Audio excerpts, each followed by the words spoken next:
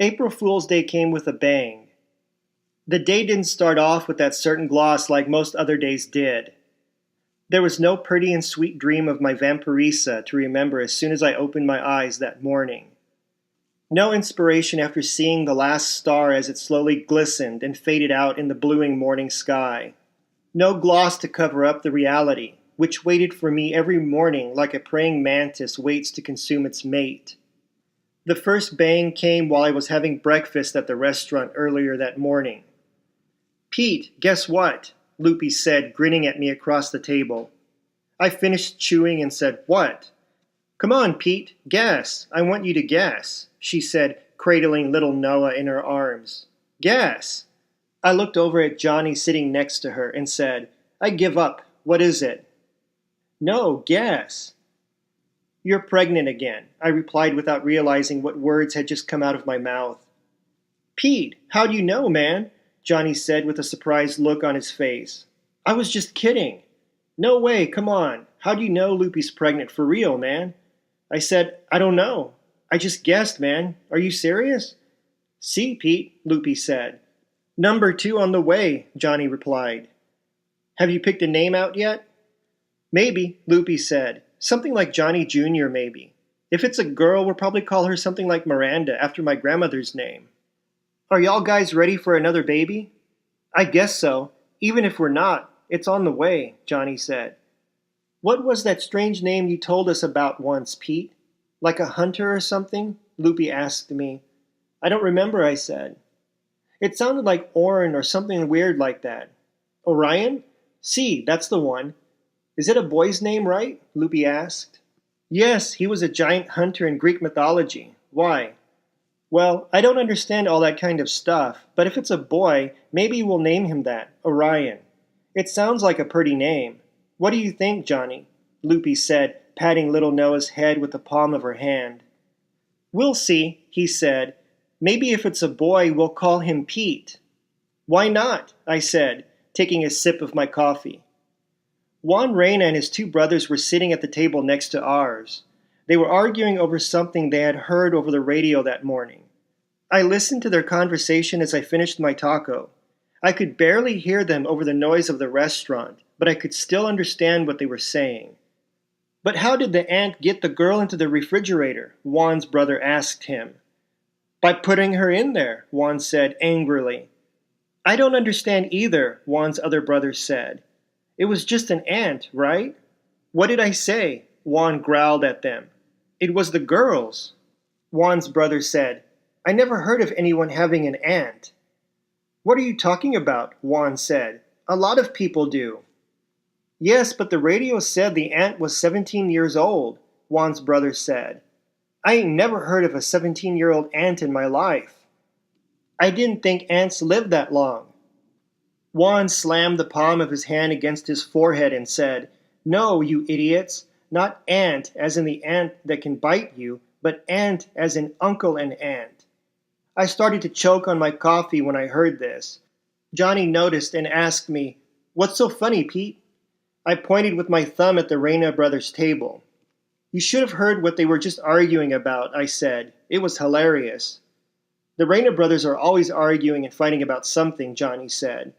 "What was it about this time? The food again?" "No, it was about something they heard on the radio. The story about the girl who was forced into her mother's refrigerator by her aunt." Juan's brothers had thought that the radio had meant aunt, as in the kind that bites you, instead of aunt, as in uncle and aunt. "That's the Reyna brothers for you in a nutshell," Johnny said, shaking his head from side to side. I finished my coffee, stood up from my chair and said, "Well, I guess I'll be going." "You're starting to sound like Mr. Mendoza, Pete," Loopy said.